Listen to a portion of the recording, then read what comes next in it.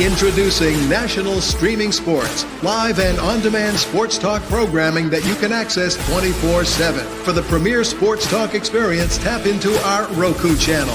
Start your mornings with Mac and Jack covering all the weekend sports action.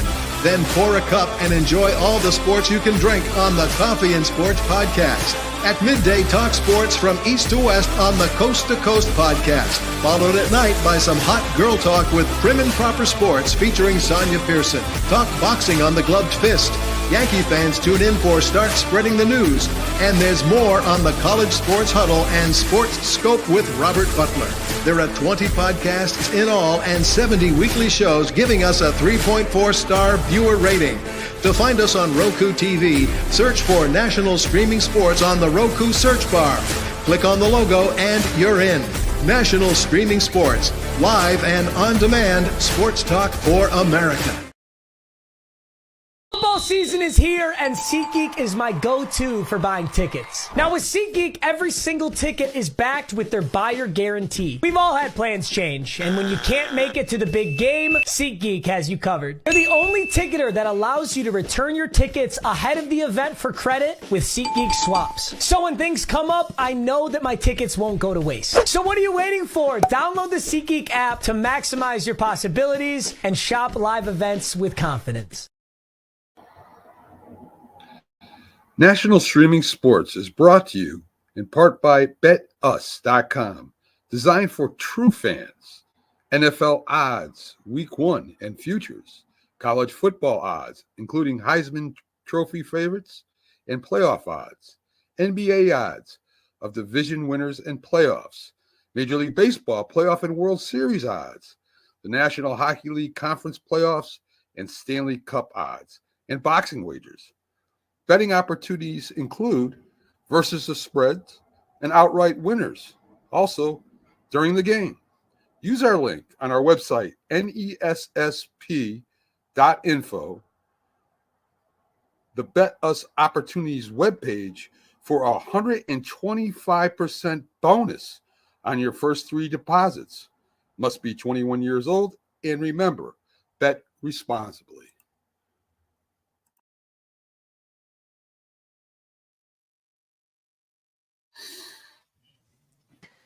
Good morning and welcome to the Sunday Morning Big Sports Show. I am sitting in for Mac today. Shout out to Mac and Linda, the great host over at Roku. Download the Roku app so you too can be in the know with sports 24/7 without the cost of cable. I am joined this morning by Keith Engel, TGI Sports. Good morning, Keith. How are you? Good morning, Sonia. How are you? I'm well. Thank you, Jack Hirsch of the Glove Fist and the Mac and Jack Show. Good morning, Jack. How are you? And we are joined this morning by addition to our family, BSTRILLA from the 1A Cheek 3 Toes podcast and Friday Night with the Fellas. BSTRILLA, good morning. How are you? Good morning. How you fellas doing, ladies? I am doing well, and I hope you all are too. Happy Sunday. Let me set this up. Looks like we got some circular motion going on. Got some...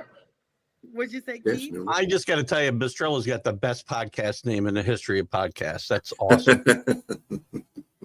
He does. Notice how I always censor it. But I don't know how long. I don't know how long I'm gonna be able to carry it, Keith. Though you'll be fine. You'll be fine.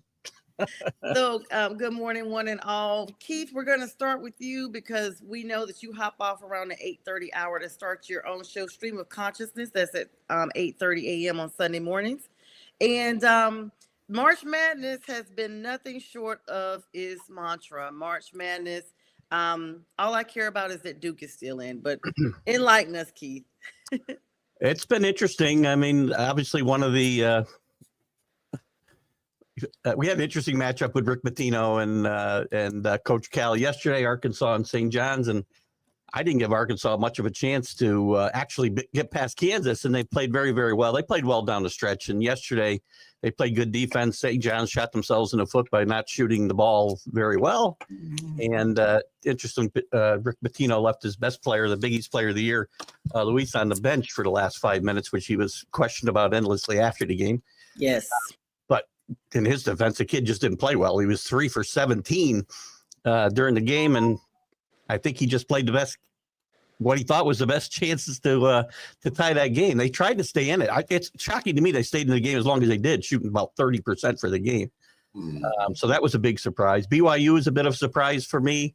And we could see a couple more surprises today I think your Duke team will be okay against Baylor, but there's been a little bit of a surprise. The Big East overall, big disappointment. UConn really the only team left, the defending 2-time champions. So it's been an interesting couple of days, and I'm very tired, actually, because to get way too late here on East Coast. I know. And, Keith, the thing is, you and I talked about that on your show Friday. We were talking about the surprise element, and I was like, well, where is UConn? So it's good to see that they're still hanging in there. Yeah, they had a bit of a nail biter in round 1 against Oklahoma, but listen, 6 games, you get hot for 2 weeks, you can win this whole thing. And there's not a team, I would say most of these teams left, we'll see today, after today, most of the teams all those teams will have a chance to win. I don't care what your seeding is after today, you got a chance to go all the way because you got 4 games to go. That's it. Yeah, absolutely. UConn It's going to be the big show and prove, because UConn is playing number 1 Florida at 12:10 this afternoon. So that's would be a big upset. Big upset. Yeah, but UConn could do anything short of winning the national championship would be a disappointment, when in reality it shouldn't be. Okay, if they got to the Final Four, it would be an amazing achievement considering the type of season they've had. But it would leave their fan base dissatisfied because they're trying to three-peat. Get spoiled. That's what happens when you have a bit of a dynasty, right? So it's fun though. It's been a fun 3 days, and I'm looking forward to today. I don't like the way they space the games out on the weekends. I liked it when it's more condensed and games overlap at least partially, and we can get through them by 8 or 9 o'clock, maybe even 10 o'clock on the East Coast. But they really stretch out these afternoon games. You only got 1 game at noon and then a game at 2:40 or whatever. So you really don't have a number of games being played simultaneously till like 6 o'clock tonight. So start spacing them out even more as the goes on. Good morning, Richard. How are you this morning, Richard? All right, so those are the big upsets today. Of course, Baylor and Duke will be playing at 2:40. Illinois and Kentucky, the Wildcats still hanging in there at 5:15 this afternoon. And just like you said, this is the second round, and anybody, like Jack said, that's still hanging in there after today. Gonzaga barely eliminated 81-76 by number 1 Houston. I really thought that might be an upset, but looks like they're still in there. At Tennessee as well, still in there over UCLA. Thoughts on those games? Those are going to be coming up throughout this week as well. Today, on the upset alert today, I would put Alabama. I like St. Mary's today a lot. Alabama doesn't play much defense. St. Mary's needs the help getting the ball in the basket, similar to St. John's. They play really good defense, as I mentioned Friday. And they're a veteran team, which is hard to get today. They played together quite a bit. Good guard play. It's a good team to watch. I gave you Colorado State in a similar situation Friday, and St. Mary's will be my team today to watch. But everybody should be on upset alert right now. So Colorado State's going to be playing Maryland, number 4 Maryland, who's still hanging in there as well. Yeah, Maryland's an interesting case. I think they're 4th. I think they got a 4 seed. Yeah, they got a 4 seed, and they're playing a number 12 Colorado. Colorado State, is playing very, very good basketball. Won the Mountain West tournament, and that's an underrated league. New Mexico came out of there. They got a fighting chance today, I think. I don't think they'll win, but I think they'll keep that game close. So I think lost my train of thought here. It might upset them. The Mountain West could end up theoretically with 3 teams in the Sweet 16 here if New Mexico and Colorado State were to pull upsets today. I wouldn't think all 3 will get in, but watch Colorado State today as well. Don't like it as much as St. Mary's on that upset side though. I know BSTRILLA has a bracket. What's your bracket looking like in correlation with Keith's narrative here, BSTRILLA? How you doing? My narrative, by the way, just before you go, my bracket's blowing up, so that tells you how much my narrative is worth. So go ahead. Oh, wow. Yeah, I wouldn't put much strength in my bracket either. I have the winner left. That's the only team in the Final Four I think I have left is Michigan State. Well, you Duke was already going to be out? I do have him in the Final Four. Sorry, I do have 2 teams in the Final Four. That's it. 2 are out. Okay. Sorry, Buster. Go ahead. yeah, I'm at 51% percentile, so yeah, I'm pretty much crashed. Gonzaga did it for me, basically taking out my whole side there because they lost in that game. I gotta give kudos to Houston on that game because they played very well. It wasn't as close as you think it was. It got close near the end, but it really wasn't that close. Houston played very well in that game, so I was quite surprised. Another team that plays really good defense and has a little trouble scoring, but they're full strength now, so they're a good team to watch going forward here, of the number ones. Yeah, they might have the best chance too out of the number ones, I feel. Other than that, that's about my bracket in the term right there. It was a case of Gonzaga being unfortunate enough to play Houston, really, who's possibly going to win it all.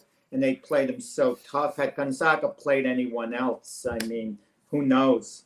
Yeah, y'all know I have Duke to go all the way. So that one year I was telling BSTRILLA about that, and I think Keith too, that one year I picked them to go all the way and they got eliminated like the second round. I was disgusted because, once you pick the winner of everything and that person's eliminated, your whole bracket is done. Yeah, your whole bracket is done. Yeah. Yeah, I feel that pain right now for sure. Yeah. So do you do the bracket that has like the percentage on it, Keith, or you? Just... Yeah, mine's only at like 36. It's horrible. Oh, Strilla, pull mine and see if mine started ranking yet, Strilla. All right. So yours still hasn't pulled up a percentage yet. Oh, they are so lame. So I entered mine late, right, guys? BSTRILLA knows that I had a handwritten one, and I decided to do an online one after the same day, that night of the first round. And they won't count them now. Like it's almost. They probably won't. Yeah. Is it ESPN who using? No, the NCAA. Oh, okay. Bracket. Yeah. They won't count any of them. I guess because I got in late. That's crazy. We'll have to hand grade it. Because technically you cheated, but anyway. Oh my goodness. By NCAA standards of the bracket, you put all your teams in after they have won, even though you had it right on your sheet. But they don't recognize that. Yeah, so the NCAA doesn't penalize anybody but you, Sonia. Well, they'd let everybody get away with everything, right. The NCAA but you. So you're being held to a higher standard. Yeah, and if not, we can always hand grade it. So Strilla, you could just hand grade mine. Who should we be on the lookout today? Is going to be the most probably highly visible game that everybody's going to be really watching, keeping an eye out for today, Keith. Well, Duke Baylor will be a big game, obviously. I think let's see, where am I here? New Mexico, Michigan State, I think is a big game. I don't know who CBS got at 12 o'clock. I mean, the 12 and 12:40, they have, I think, a exclusive window before you can go to Max and all that, where you can get all the games. I think CBS has an exclusive window for those first 2 games. Yeah, it's so weird the way it's like you got to figure out. I kind of miss the old days with that, like CBS, NBC, ABC, Fox in the story. And Fox is kind of still newer as well. At least from my age, we didn't have Fox growing up. I don't remember when it came about, but the other 3 were there. Now you got all these streaming services. You got to try to figure out where to find something. It's just a lot. So, it's Oregon, Arizona. Wouldn't that be the most? That's a good game. Yeah. That's a good game for sure. Yeah. What time is that game? That game is at 9:40 tonight. They're out west. So the last game, yep.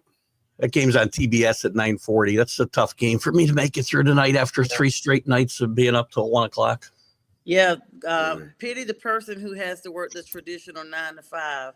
Richard is saying the Florida UConn game, and that's what I'm thinking too, because Florida's number 1. UConn is the defending champions. I mean, you gotta pour into that, What window's that in? That might be that 12 o'clock game, is it? That's the 12:10. Yeah. Yeah, that'll be a good early game to settle in and take a nap and watch, I think. Yeah, that's kicking off the whole day of entertainment. So we definitely keeping an eye on March Madness, of course. NFL news. Any news with your Patriots right now, Keith? Well, a couple things. They're talking to Stephon Diggs now. I don't see him coming in here personally, because I don't think he's the type of personality I want in my wide receiver room with a young quarterback, but they're talking to him. And maybe bigger news is in the last week, there's a lot of chatter that with that fourth pick, they may go for a wide receiver, McMillan out of Arizona, and get off. Unless, again, Travis Hunter falls to 4, all bets are off. They'll take Travis Hunter. But it was pretty much the consensus before this that they would take the tackle, one of the tackles, most likely Campbell out of LSU at 4. But there's a lot of chatter getting louder about McMillan out of Arizona in that 4th spot. Yeah, that's gonna be really big, and I mean, I haven't heard too much chatter about the Travis Hunter noise. It's kind of like fizzling out. I guess this is the time of the draft, as it's about to be here within the next 4 weeks. Now we're down to 4 weeks. That the names kind of start trending a little downward, or the talk, all the chatter just kind of quietens down a little bit, because it's like everybody's just kind of holding their breath. Like, okay, what's it going to be? Who's going to trade at the last minute a pick? And move up. Like, we have that all the time, even the night of the draft. That'll still be There's a lot. There's so many moving pieces right now, right? With the 2 quarterbacks not really being, true top 10 picks in most people's minds, but at least one of them, if maybe 2, if Sanders doesn't fall, could still be picked in the top 5. We don't know. The injury to Carter at Penn State, the edge rusher, is kind of thrown another, wrench into this whole thing. Mm-hmm. So you don't know. I mean, Travis Hunter, as you were talking about, he could go anywhere. He could go from 1 to 4. We don't know because of all those unknowns. And then you're going to have somebody maybe try to move up the board, which they probably shouldn't for one of these quarterbacks. I doubt the Giants will now, but because of, signing, not that Winston's going to take them, to the promised land. But they could potentially now wait on one of the more valued quarterback picks later on and not take a chance on, setting the franchise back further by making a mistake with a quarterback early in this draft. A lot of interesting questions. It's not, again, we talked about it the other night, right? It's not a talent rich draft, but it's very interesting because of specific teams' needs and where they are and who might move and whether these quarterbacks get overdrafted or they fall back. It's an intriguing draft, if not a really talented one. That was really interesting to see Jameis Winston sign with the New York Giants. I'm just like, for what? He'll give him some exciting plays and then, turn the ball over with stupid interceptions. But, so if you want a little more excitement, it's fine. And he might give you a couple more wins, but you're probably, I don't know if he's been to the playoffs. I don't think he has. Remember. Unless I'm mistaken, 1 year in Tampa Bay. Yes, they 30 for 30. Yeah, they haven't won any playoff games for sure. So, you're not going to the Super Bowl with Jameis Winston, but that's not the goal here, right? They're looking for a bridge to get to their next quarterback, and it's whether it's going to be taking one too soon or waiting for one of the value picks like Dart or even Kyle McCord you might get in the 4th round here, who I think is really going to get underdrafted and have a chance to be a player in this league. Well, you get the feeling the Giants like someone who they can get in the 2nd round. I think so. Late in the 1st round.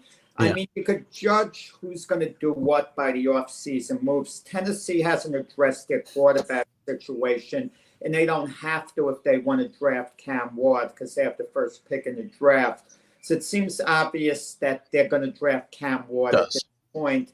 Then it starts becoming fun. Is Cleveland really going to settle on Kenny Pickett to be their quarterback going forward?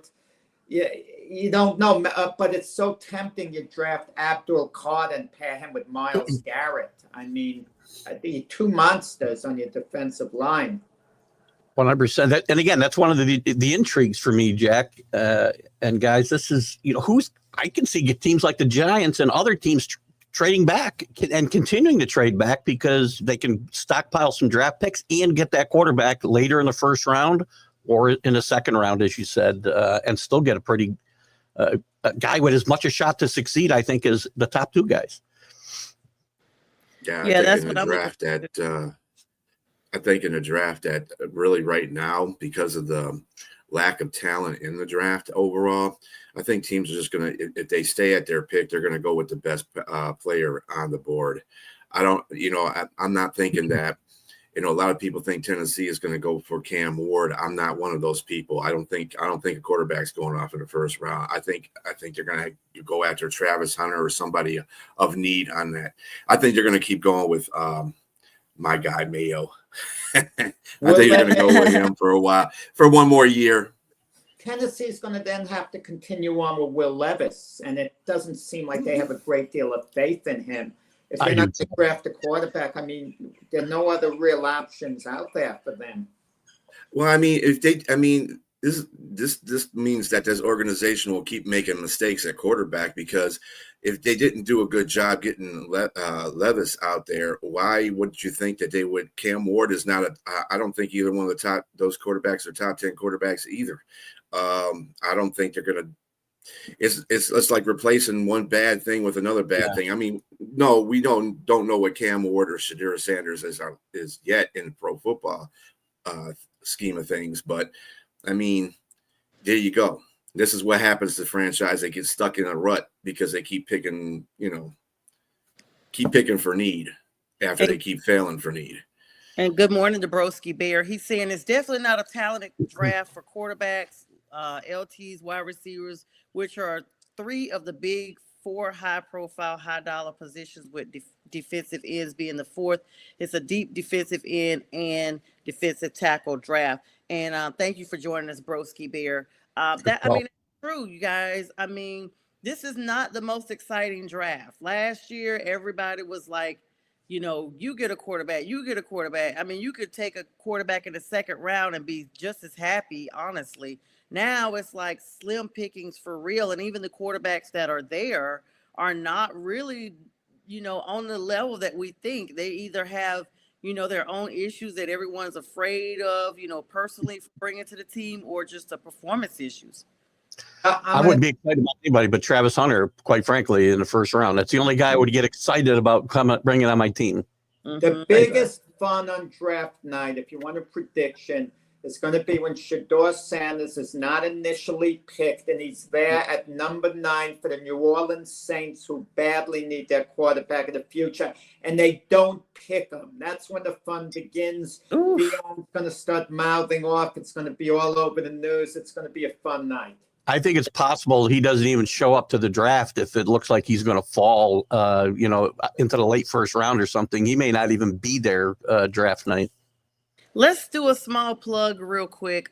Richard, we were going to bring that up around the 8:30 hour, try to get everything Keith has going on. But this world lost a legend this week in George Foreman, age 76, passed away a couple of days ago. Yeah. The just extraordinary person, humanitarian, and of course, boxer. I'm going to go ahead and let Jack go ahead and address it. Yeah, I mean, this deserved like a longer segment late in the show. Like, it just cut in like it's a bulletin in the middle, you know, of the NCAA tournament and the NFL draft. I mean, George Foreman, one of the iconic figures in the world of sports, certainly boxing. I mean, you think of legacies. This is a guy who's had so many different legacies when you think of it, coming out from the Olympics, waving the American flag. I mean, that's a moment that's remembered in Olympic history, 1968 Olympics in Mexico City.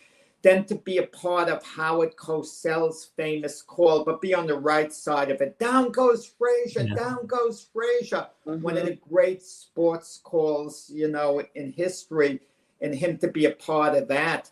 And then him to have a supporting role that was less appealing, but that he embraced, you know, the rope-a-dope.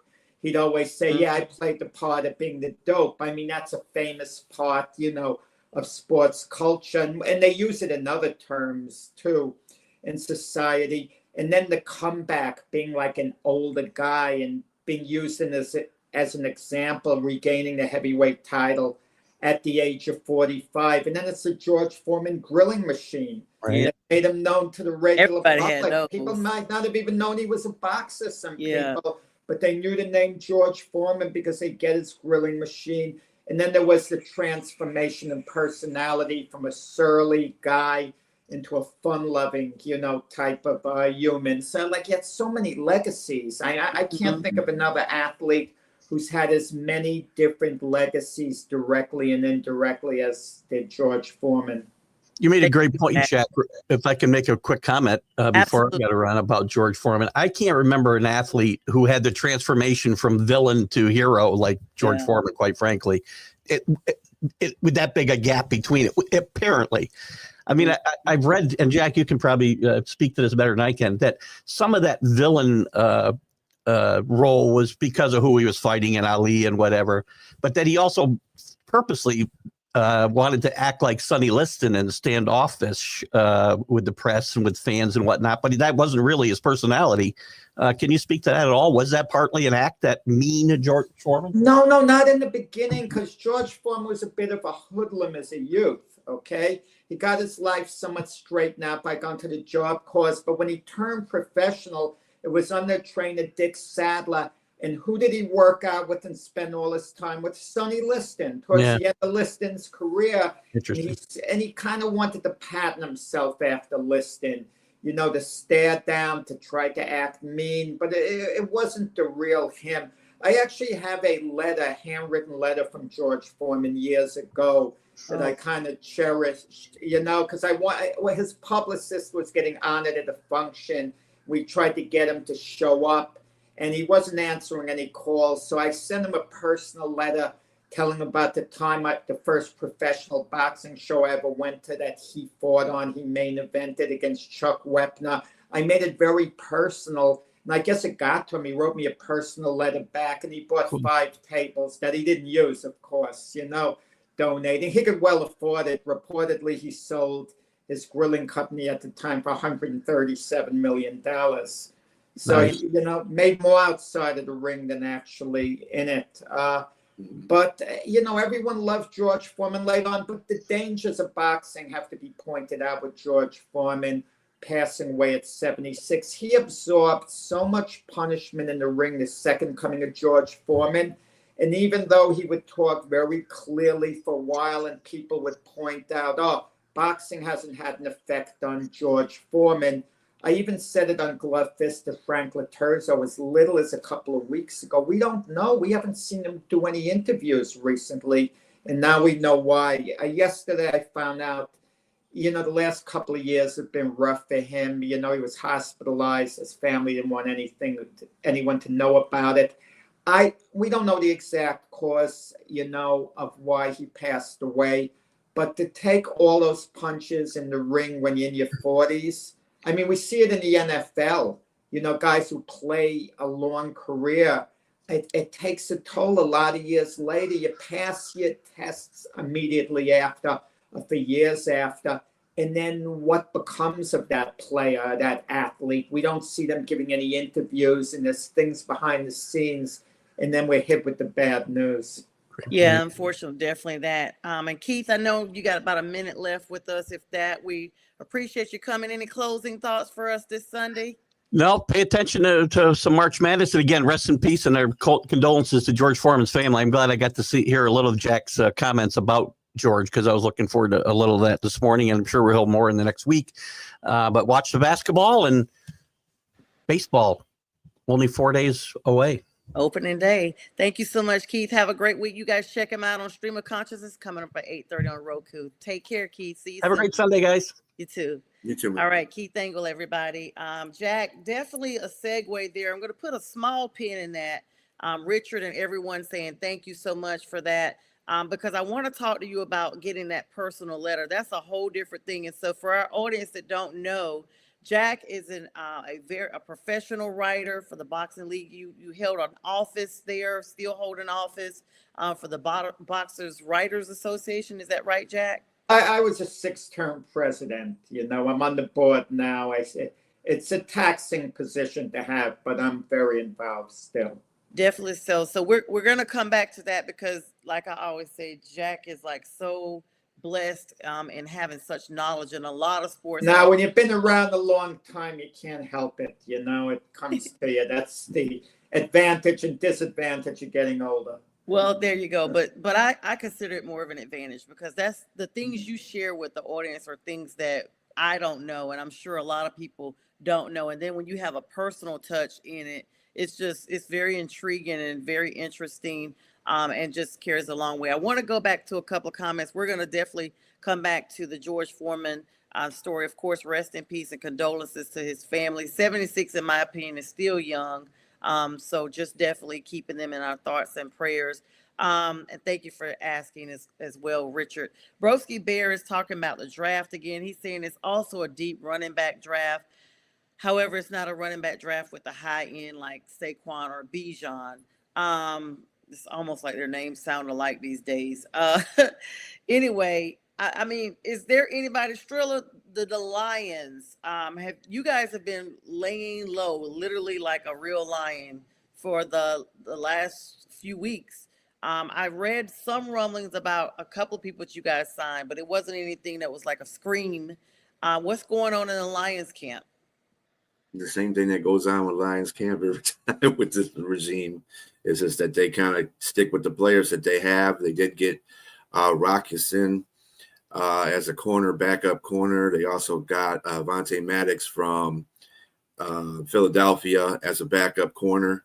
So they got two backup corners that are basically replacing corners, and they're basically an upgrade over the corners that we had on the back end. Vildor, I believe, went to Tampa Bay, or did he go to Miami? One of those two teams. He went Tampa Bay. So he went to Tampa Bay. I think we're going to get rid of Emmanuel Mosley. So that's where Rockison is coming in to back up. But other than that, we haven't made. Oh, he got frozen. Yeah, I was going to ask how. We haven't made any. Go ahead, Jack. Yeah, losing both coordinators, Ben Johnson and Aaron Glenn, how much is that going to hurt? Will it hurt? Well, considering the fact that John Morton was an offensive coordinator, not successfully as one, as you know, with the Jets, and he also was the one that kind of spearheaded Ben Johnson, getting him to be an offensive coordinator because he was the guy behind him, taught him a lot of stuff. Also with Shepard, I think Shepard's going to be a better defensive coordinator eventually. Of course, when you start the season off, when you got two different types of mindsets, you're still sticking with the scheme, and you still have a solid rock as Dan Campbell, and you still have your players out there that know what to do. It shouldn't be too bad. But everybody's it's gonna be a rough start because everybody's just getting their paws in the dirt, so it's so to speak, and it shouldn't be too bad like people are making it out to be. AG is a terrific coach. I think he's going to be a terrific head coach. I don't think he's the best defensive coordinator, but he is a very good head coach. He has that head coach mindset like Dan Campbell has. So I'm thinking that maybe Shepard will be a better replacement. But yeah, I mean, it is what it is. We're not going to really be able to tell until we get to that point. But I don't think it's going to be that much of a drop off. I think you're going to be missing some offensive plays that Ben Johnson brought in there, but you still have the talent there. So is the window slightly closing on the Lions now?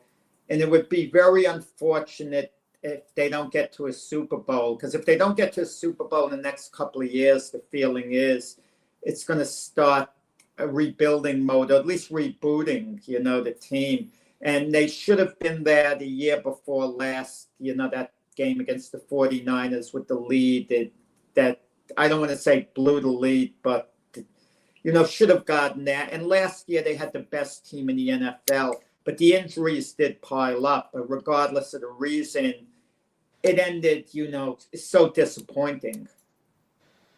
Yeah, I'm not in one of those people that think of teams. I mean, either you don't have a chance to make a Super Bowl, kind of like the bottom half of the teams in the league, but during the year. But at the top half of the teams can make them. I don't believe that the Lions Super Bowl window has closed. I think that it's just another chapter. I think this is the 5th year under this regime. They need to show that they can get to that pinnacle. And, I don't really care if they get to the Super Bowl and lose, as long as they get to the Super Bowl, period. They've never been that was there shown. in the whole history. Even the Panthers have been there. Even the Jets have been there. Twice Panthers and Jets. I mean, Cleveland hasn't been there. You think of storied franchises. Vikings haven't won one. The Bills haven't won one, but at least they were there numerous times. And the Detroit Lions, I felt the Detroit Lion fan base last year was as good as any fan base I ever saw in the NFL. The amount of energy, you didn't see it anywhere else. And to lose to the Washington Commanders. That was a shocker. I mean, the Commanders, I could understand getting to the NFC Championship game and getting upset by the Eagles in a close game, but to the Commanders and the rookie quarterback to boot.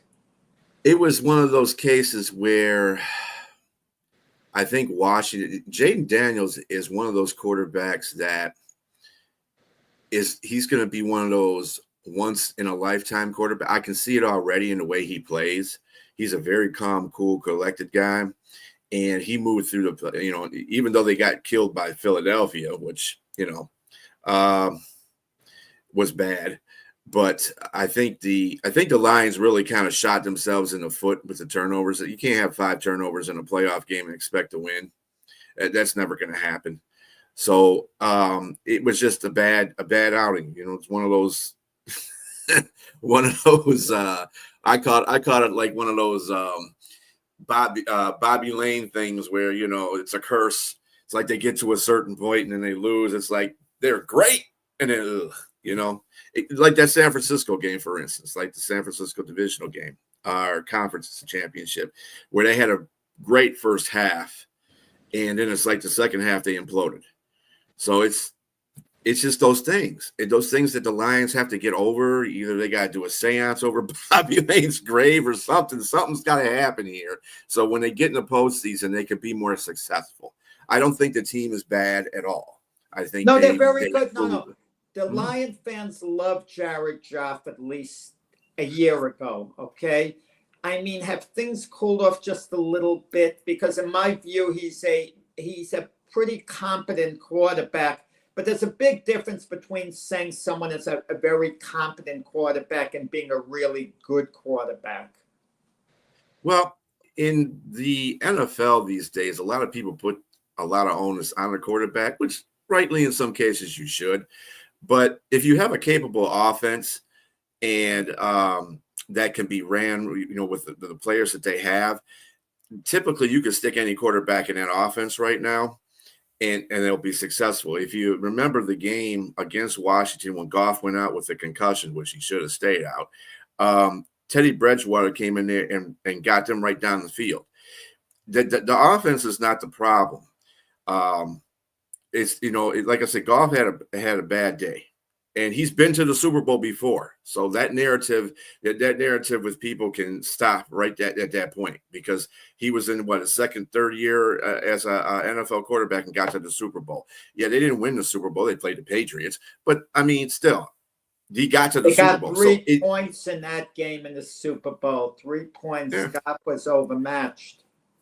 Yeah, that may be true. However, there was a couple of passes in the end zone that were dropped. And the guy that we had for a while, Josh Reynolds, was his receiver back then as well. And he dropped a couple of key passes, kind of like he did the NFC Championship. And that's kind of like, well, he ain't here no more. But yeah, those things happen. You got to be with the Lions fans. You got to take that with a grain of salt. So, Yeah, and we got Brent DeWitt saying the window is not closed for the Lions, but it's down a few inches for sure. Good morning, Brent. Thank you so much. Good morning, Brent and Broski.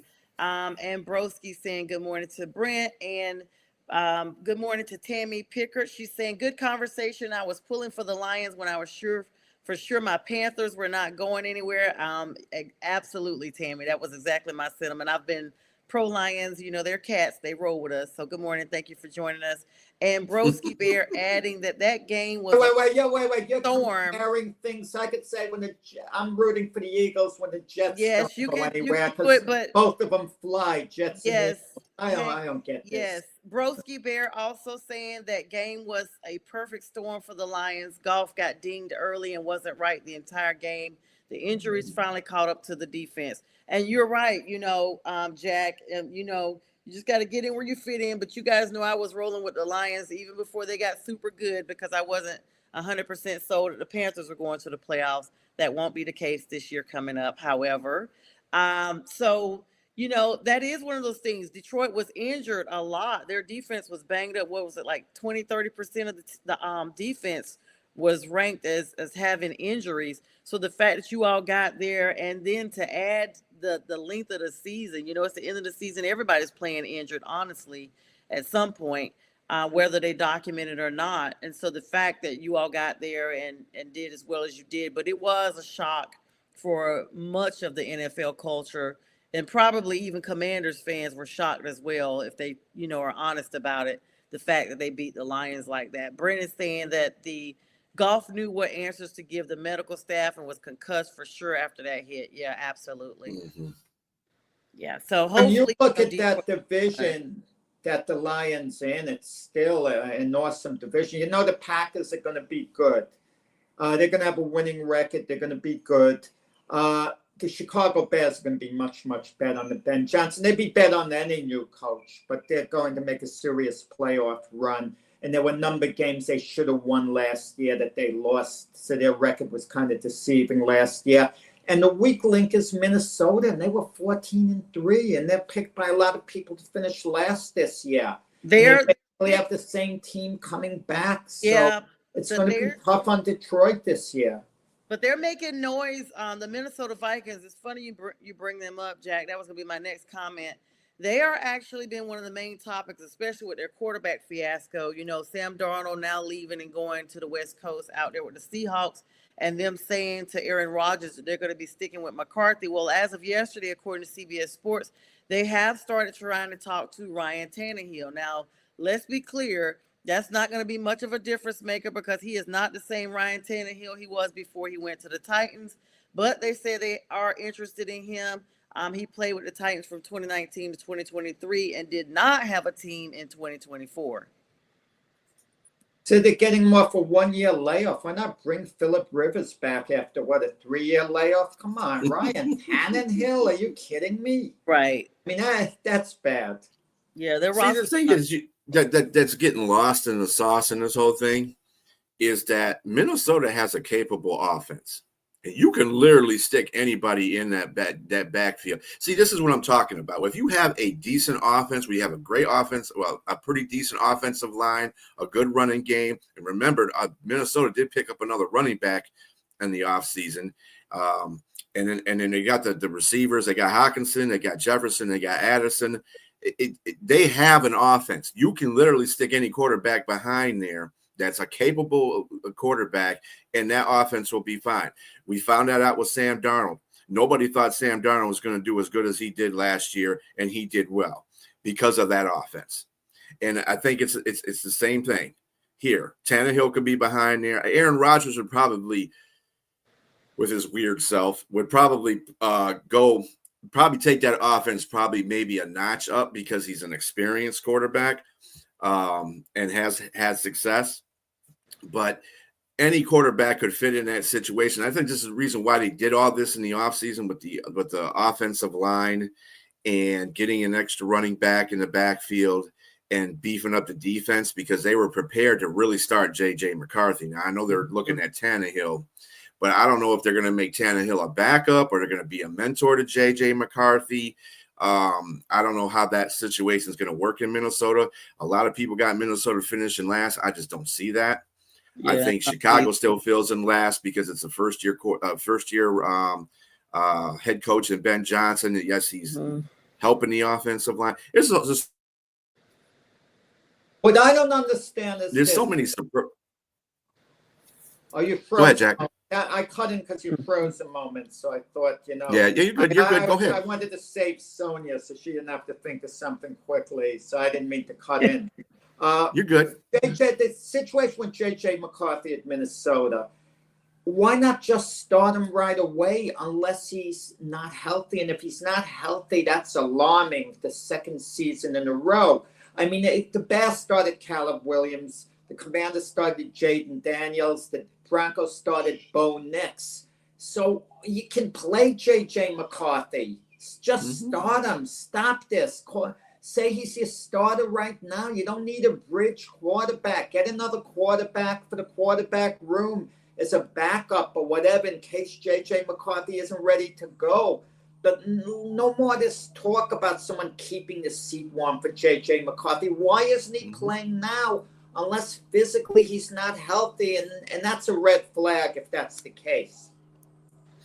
Yeah, he had a second surgery near the end of December on the same leg he got the MCL ACL tear on. So yeah, I think they're kind of going on a air of caution with that. That's the reason why they're talking to these quarterbacks. It's not necessarily they need a quarterback to start, but they want to make sure that J.J. McCarthy is healthy and ready to go for the start of the season, because about the time that they say he's going to be ready and healthy to go will be the start of the season. So I think they want to get J.J. McCarthy or some quarterback in there until they can make sure that he can do it. Yeah. That's very important, and it's kind of like a placeholder. Like, you don't want to say a placeholder, but you need to be able to have a guarantee in place that you are ready to go, and that's exactly what I was thinking. But Jack makes a good point. Phillip Rivers, I mean, he probably has 8 more kids now since he hasn't been in the league, because he's got a huge family. But let's put his kid making steals to the test. Let's see if he still got that speed on the field. So that would be an interesting thing. Speaking of interesting, Brandon Cooks for the New Orleans Saints, their top draft, their 20th overall pick, I should say, in 2014. They're bringing him back to the New Orleans Saints. He has not played with them since 2016. That's why I'm just like, wow. And this is also his first time joining a team as a free agent of his career. So that's a long time, 11-year NFL veteran, a long time to be reunited with your original team. We saw the Cowboys try that with Ezekiel Elliott. It was no smoke, no filter, no nothing from him coming back, no fizz at all. Brandon Cooks has been one of these names that we've had, up and down, ebbs and flows of his career. What do you guys think about him joining that? Before you guys get to that, let me bring this comment up. I'm sorry, somebody just commented. Tannehill is a waste of time until proven otherwise. Bears should be predicted to finish last in the division. I still can't believe the Vikings didn't give Darnold a 3-year deal with 2 years guaranteed. That's true from Broski. And Tannehill is not the answer. So let's just go ahead and address that. But what do you guys think about, and thanks for your comments, guys. What do you guys think about Brandon Cooks? I mean, so much time has elapsed since he's taken the field as a Saint. It's not even the same team, not the same coaches, staff. I mean, could it be a restart for him to be better, or could this kind of be like, You're muted, Jack. I don't know how much this is worth talking about, especially in detail. Brandon Cooks. I mean, he's going to have some catches. Chris Olave is their main receiver there. Someone's got to catch the ball.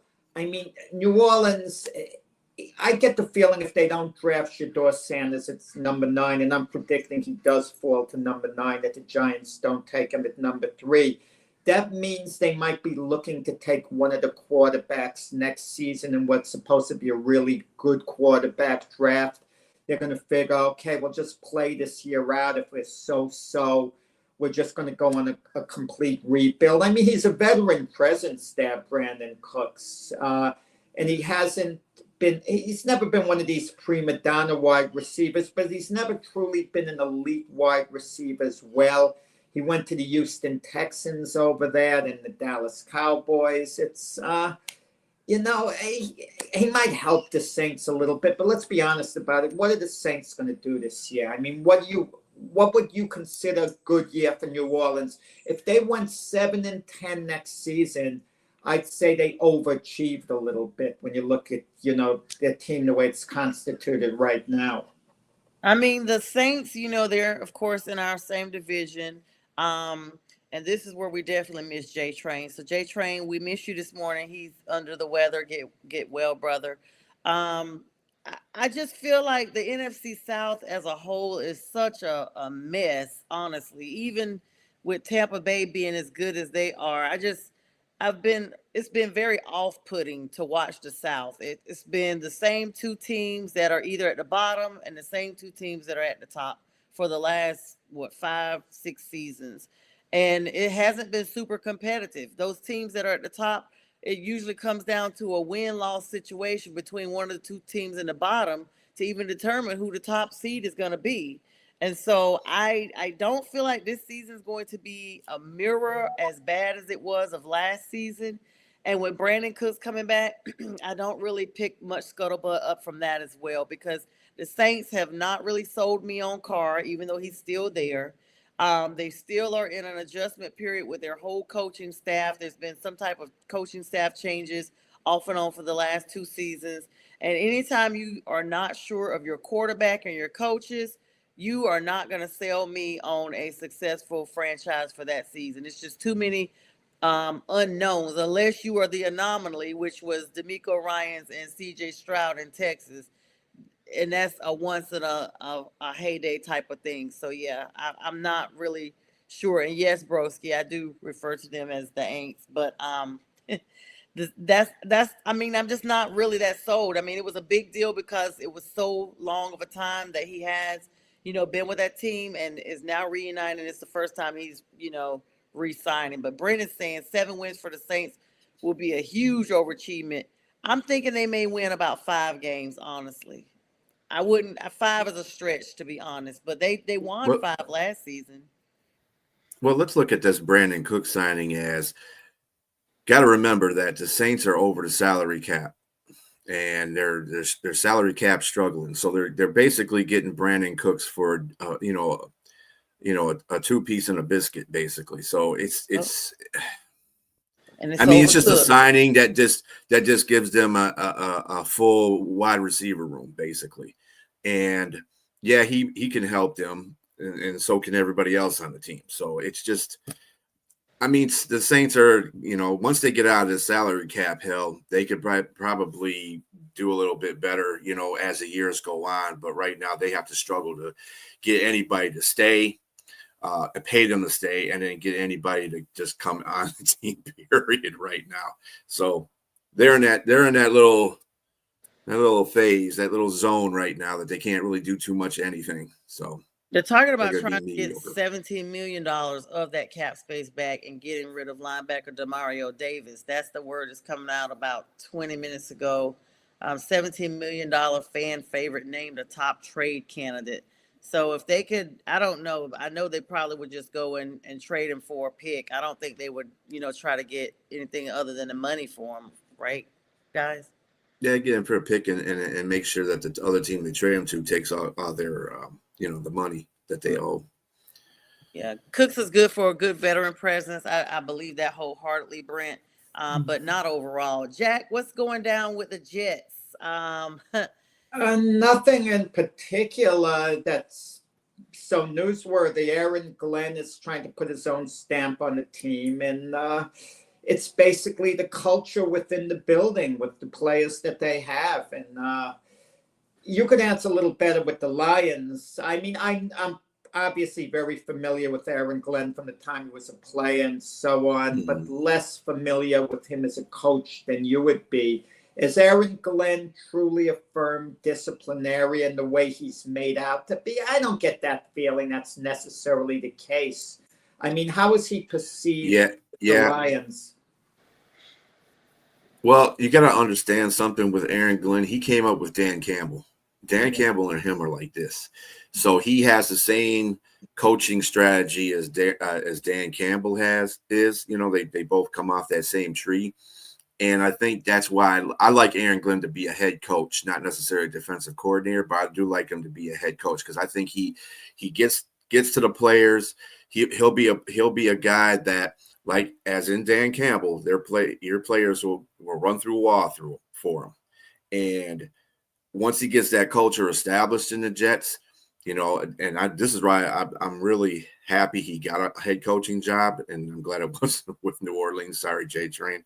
I mean, the Jets are struggling in their own way, but this is something. You talking something underneath that. I think the Jets have a better player structure right now, and what they need is you can see it by the way when he got rid of Aaron Rodgers. He wasn't taking any of that stuff. He's, no day retreats. Come to practice when you're supposed to come to practice. If you don't want to do any of that, you can't be here. Period. We don't want any of that distraction. I don't think it was a case when they spoke to Aaron Rodgers there was any way Rodgers was going to stay. We don't know what went on behind closed doors. Rodgers may have said all the right things. No, I'll come. I'll do whatever you want, this or that. They're trying to change the culture. But are you really changing it with Justin Fields? Justin Fields reminds me of a student who's taken a course, and the course is over and the grade is still incomplete. You're asking the student to hand in an additional paper. You don't even know after all that time. That's Justin Fields. I mean, I get the feeling Shedeur Sanders is going to be there when the Jets pick at number 7, and the Jets are going to bypass him, because how do you draft Shedeur Sanders once you got Justin Fields? They had to make promises to Justin Fields he was going to be a guy, and they're not sure. They want to see whether Justin Fields is going to be their guy or not. He's more than a bridge quarterback, even though they didn't make a true commitment to him beyond 1 year. They all allowing him to audition for this job, and if he's good, he's going to get it, despite Shedeur Sanders potentially being there for them. And that could be a mistake, because if Justin Fields is so-so and they pass on Shedeur Sanders, and it could come back to bite the Jets, because they're probably not going to pick that high in the draft. I get the feeling a number of these teams are going to be looking at these other alternative quarterbacks like the Quinn Ewers, the Will Howards, etc., and they might see certain potential in guys like that to step up. But that's risky when you do that. You guys talked J-Train up. J-Train literally just chimed in and said, good morning. The Saints are $30 million under the cap now due to restructuring, and Cooks is at best a third or fourth receiver for them. So, hi, J-Train. Either you've been there, we didn't know it, but good morning. Thank you so much for chiming in. And he's a Saint fan. J-Train's not excited about getting Brandon Cooks. That's why I said, why are we spending all this time on this guy? Even J-Train doesn't want us to spend the time on Brandon. J-Train says that Sanders is going to fall no further than the 3rd overall, Jack. So he just put that. J-Train doesn't know the draft. He's a nice guy, a knowledgeable guy, but he doesn't have a good feel for this year's draft. He'll be there for New Orleans at number 9. And is New Orleans going to take him, or they're going to create the biggest buzz of the draft by not taking him? That's the question. Brent says there was never a chance that AG was keeping AR. Fields' move surprised me, but he doesn't hate it. Yeah, I mean, it's just one of those things. At the end of the day, we are fans, and unfortunately, we don't have 1,000% of the control we would like to, even though they say we do. The fans are the most important player. They'll say it's just a toss-up amongst everything. I did see that the Jets missed out on signing one of the biggest free agents that the Broncos had, and that being Talanoa Hufanga, who just signed a 3-year, $39 million deal with the Broncos, the free agent safety. Jack, did you know about that? Well, there's a cap. You can't just sign anyone. I mean, you make one signing, that means that's one less signing you can make elsewhere. Yeah, what are y'all's thoughts on, speaking of signing, how the Cincinnati Bengals have put all their money in their office with Higgins, Burrow, and Chase, $115 million just amongst those 3 players, and that leaves them, I think, like less than $70 million for the defense. They have no money left to put in their defense at all, and everybody's been predicting that their defense is going to be ranked 33rd or 32nd because of it. Cincinnati's doing what the Jets did with Aaron Rodgers, accommodating the quarterback, because Joe Burrow wants T. Higgins there with Jamar Chase. Obviously, Jamar Chase is, he's arguably the best receiver in the NFL, him along with Justin Jefferson, at least in my opinion. T. Higgins isn't quite at that caliber. They need badly to sign Trey Hendrickson. They're great defensive linemen, but they're making T. Higgins a little more of a priority than him because they want Joe Burrow to be happy that he has both his weapons. I don't know about that. Yeah, Broski is saying the Jets should be taking a page out of all these other teams' playbooks. Build your team first and then worry about your quarterback. And he says Fields doesn't learn from his mistakes. He doesn't have quarterback instincts. He also misses games every season. You will see what I'm talking about this season. And J Train speaking about the Bengals is saying they'll get 45 points a game. And Broski comes back and says this is a tough offseason and draft to address starting quarterbacks. You guys do have, Justin Fields there. I honestly was surprised. I forgot about that. Like for a quick second, like, wait a minute, who is their quarterback? I got something, an interesting take a little bit, okay? The Steelers, they haven't made a decision yet, but they did pick last season Russell Wilson over Justin Fields. The Jets, you get the feeling they could have signed Russell Wilson instead of Justin Fields. And they didn't do that. I mean, where does Russell Wilson wind up? I don't know. I hope he doesn't come to the Jets now. This will just be a repeat of what happened. No, he's not coming to the Jets. That's definitely not. But I think he's going to have to settle on being a bridge quarterback, maybe to Tennessee if they do draft Cam Ward at number 1. We have a difference of opinion whether they will or won't. But wherever he goes, and you look at the Miami with Tua getting hurt all the time, and Zach Wilson is their primary backup. I mean, could you imagine how wild that would be? Because Tua's probably going to miss games, and Zach Wilson's going to be given another opportunity. And can you imagine he flourishes with Miami?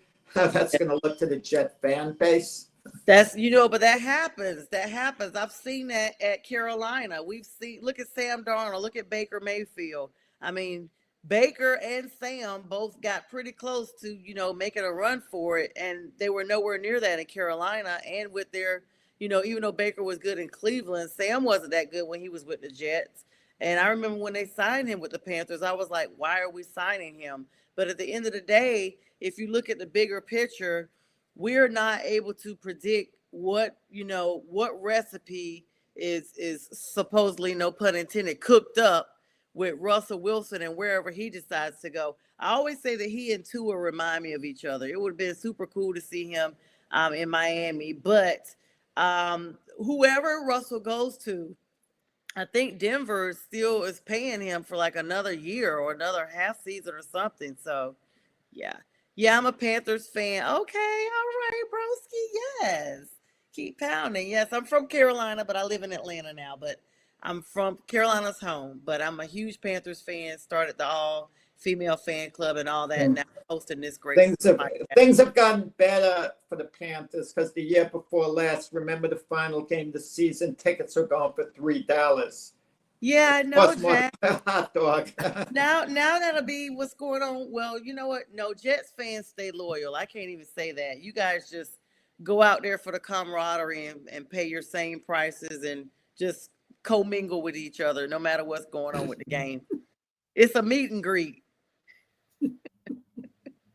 Jets fans are like having Novocaine. That's the thing. Oh my! Oh yeah, yeah. It's Let me see what's going on with my Panthers news since we're talking about that.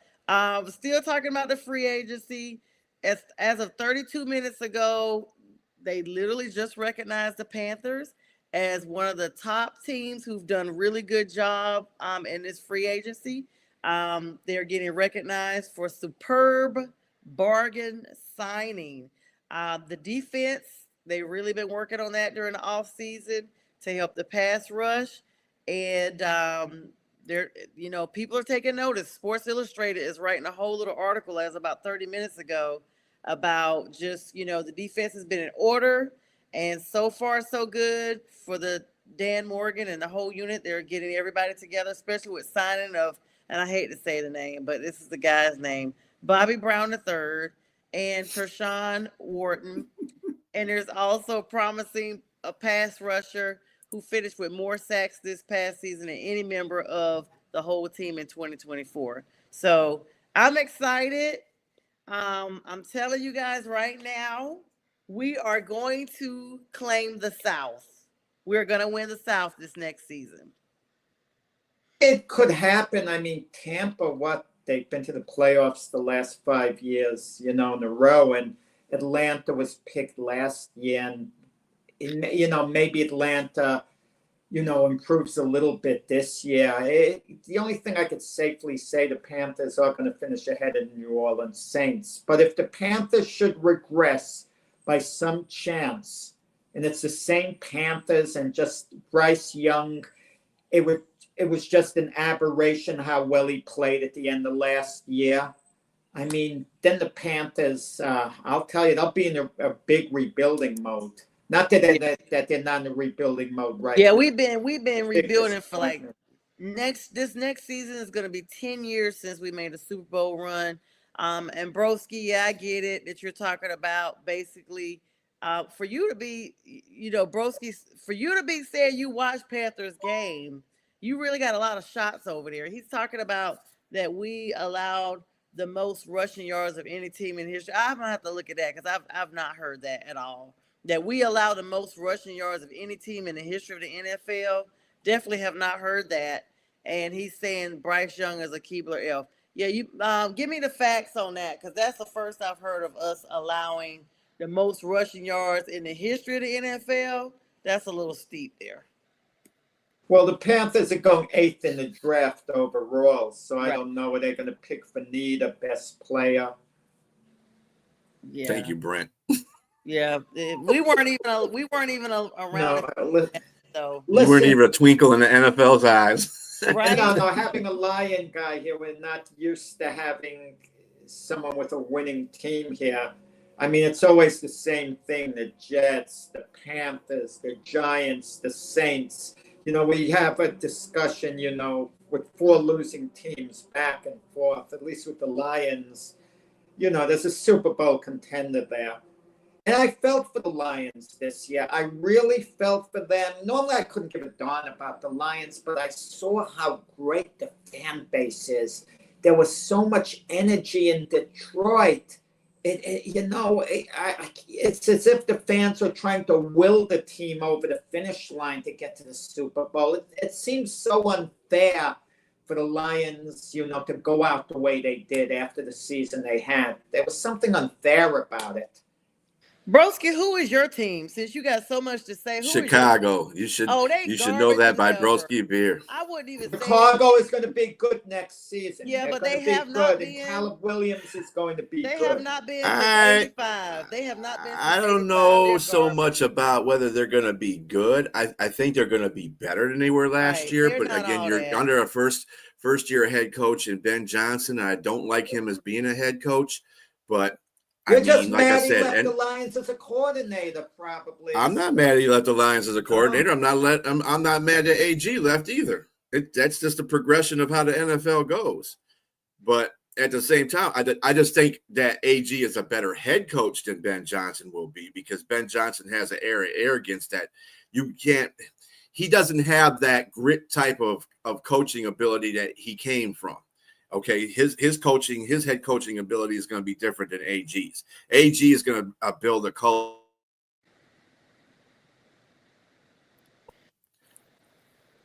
AG is going to build a culture, whereas Ben Johnson is just trying to make sure that Caleb Williams doesn't get destroyed in his first, because he gave it, that offensive line gave up like the league high in sacks against Chicago. So, and that's the reason why they weren't successful. As long as he builds that lineup, they should be decent because they got J-Train. I would be mad about your team. Don't be mad about. I'm not mad about my team. I know where my team is at. Anyway, don't start that stuff. Don't start that with me. I can't wait Not this early morning. to attack this Broski Beer with these stats. Well, Aaron Glenn is more Jet than a Giant. If you look at, more of a Jet than a Lion. If you look at his background, okay, so that's what he might be feeling. I think that's why, in part, he picked the Jets over the Saints because, the Jets were part of his DNA, being a player there all the years, all the fond memories and so on, even though he had a background with the Saints to an extent. So, I mean, you can't refuse that. You can't refuse that. ideology but you still got to put in the fact that he's hanged out with Dan Campbell for a long. They're really good friends. So he's taken a page out of he'll take a page out of Dan Campbell's book as far as the culture is concerned. I'm sure he's going to coach in a different way. He's not going to coach the Lion way. Obviously, he's going to coach the AG way. That's what he's going to do. It's still going to be a culture reversal for the Jets, but I think he's going to be more than capable of doing that. Yeah. Let me just plug in real quick. Broski's now trying to hype up about Caleb Williams. Let me tell you about your garbage Bears, Broski. In the 59 years between the retirement of Sid Luckman in 1950 and the acquisition of Jay Cutler in 2009, no Bears quarterback before or since has thrown for more than 11,600 career yards or tossed for more than 68 touchdown passes. Your quarterbacks are horrible. There's a lack of strong quarterbacks in Chicago. They have historically struggled to find and develop consistent high-performing quarterbacks no matter what type of draft you guys get. The Panthers helped y'all out by giving y'all all this stuff for your top draft. The top draft y'all gave us. We gave y'all DJ Moore. You've done nothing but killed his career. I wouldn't be on here talking about nothing about the Panthers being soft like clouds if I was a Bears fan. Truly. And Caleb is still not sold on me. He's been sniffing too much nail polish, if you ask me. By the end of next season, no quarterback has thrown for more than 30 touchdowns in any season, and 148 different quarterbacks in the NFL that have done so. Yes, sir. Go ahead, Jack. I'm sorry, I had to get by the end of next season, Caleb Williams and Jaden Daniels will be nearly on a par at the end of next season. Okay, so don't sell the Bears short, Caleb Williams short. And Ben Johnson is coming into a very nice situation. I mean, any head coach would be with Chicago because, like I mentioned earlier, they lost about 5 games that they could have easily won, maybe should have won last season. And that would have made them a playoff team. I mean, at the very least, the Bears are going to have a winning record next year. And Caleb Williams' development is going to come along very nicely. Broski, we don't do call-ins, but you can continue to type until your fingers bleed. We got it for you. Hello, Brent. Yes. But anyway, and then let's talk about the fourth quarter collapses. The Bears have a tendency to blow largely. Listen, the whole world watched y'all not even know the game was still going on last season. I don't even remember who they were playing. Everybody in the audience was all the fans were telling you guys the game was still going. You guys are garbage. Holler at me when y'all can get with some legacies from the 85 Super Bowl shuffle teams. You're nothing. You're nothing. You will continue to be nothing. All right. So other than that, guys, I don't see any other big NFL news. Let's go ahead and take this time now to kind of rebound back to what we were talking about earlier. Jack, with the unfortunate passing of George Foreman, so that we can, kind of enlighten our audience. And I know you were saying where you left off a little bit earlier in our first segment that you actually had penned a letter to him and received a personal letter as well from him. Is that correct? Yeah, it was a nice personal letter why he wouldn't be attending a banquet where his longtime publicist, Bill Kaplan, was being honored. So he wrote something nice about Bill Kaplan, and we wanted George Foreman there in part because he was an attraction. And if people hear George Foreman's attending a banquet, they're more likely to buy seats. So there was like a motive there to have George there beyond just his wonderful self. And he understood that as well. And that's why I said he bought 5 tables on his own out of nowhere. He wrote a check. And it was a nice handwritten letter because I made it personal, telling him like I said before, the first boxing show I ever attended to live was with one of his fights, and I described everything. And so it was nice. And I knew the letter was from him without a doubt because it had, a few grammatical mistakes in there, as well. That I pick up on, but it was a nice, it was a cherished letter, and he was an iconic personality. One of George Foreman's close friends / mentors was Jim Brown, the running back, not the singer. And it was an odd situation when George lost to Muhammad Ali in Zaire. Jim Brown was also extremely close to Muhammad Ali. He was kind of like a big brother to Muhammad Ali in a certain sense. But when the fight was over, Jim Brown was hanging out with George Foreman in his dressing room. He was more concerned to see how George Foreman was doing rather than celebrating, with Ali. And when when he was a youth and he got his job in a Job Corps, Jim Brown was his idol. Like, to him, Jim Brown was bigger than life, in every way. Yeah, that's definitely amazing. And, a lot of these sports, they cross cultures, cross sports, cross interests. And it's always, like I always say, sports is a separate family. But to be such an influential person, just from, the things that I've read and knew, and I remember watching him as a child growing up, and some of his different philanthropy things he had going on. He, of course, boxed between 1967 and 97, and 97 was my senior year of college. So I remember him very well, and was nicknamed Big George. Of course, what I always remember, too, is all his children, or at least most of them, had some form of his name in them. In fact, there was a couple of them just were named George the Third, George the Fourth. It was kind of funny to me. Georgetta's daughter. Yes, Georgetta's daughter. But I just thought that was really funny how two of his sons actually were named like they were successors of him, like the third and the fourth as well. And of course, he was an Olympic gold medalist. That was one thing that we didn't know. I didn't know early on that he was a gold medalist. Well, what happened? It created a bit of a controversy in the 1968 Olympics in Mexico City. The track and field athletes, Tommy Smith and John Carlos, after they won the gold and bronze medal respectively, they got on the Olympic stand and they were playing the American national anthem. You always play it in honor of the gold medalist. So while it was played, they had on black gloves and they held their fists in the air. And that was a protest as far as how things were going on in this country. And it created a major controversy, and both athletes received, a lot of hate as a result of that. Whether they should have done it or not is debatable. We could sit down and talk about it and discuss that, and have different viewpoints. But then when George Foreman, days later, won the Olympic gold medal, he grabbed a small American flag and he was parading around the ring and waving it. And even though Foreman said he never was protesting and never trying to counter what Smith and Carlos were doing, his was just a proud moment of what he felt the country had given him the opportunity, getting a job in a Job Corps. And he was just a proud American at that moment.